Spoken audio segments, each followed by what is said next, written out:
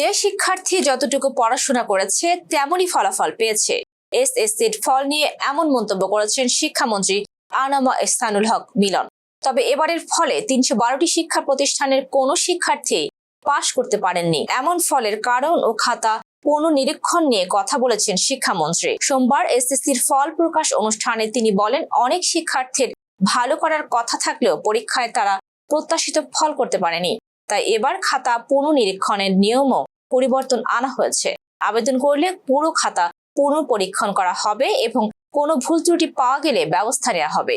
৩১২টি প্রতিষ্ঠানে কেউ পাশ না করার বিষয়ে ব্যবস্থা নেওয়ার কথা বলেছেন মন্ত্রী। তিনি বলেন, এ বিষয়ে তার অভিজ্ঞতা রয়েছে এবং সেই অভিজ্ঞতার আলোকে প্রয়োজনীয় পদক্ষেপ নেওয়া হবে। এদিকে আগামী বছর এসএসসি পরীক্ষা শুরু হবে ৭ জানুয়ারি।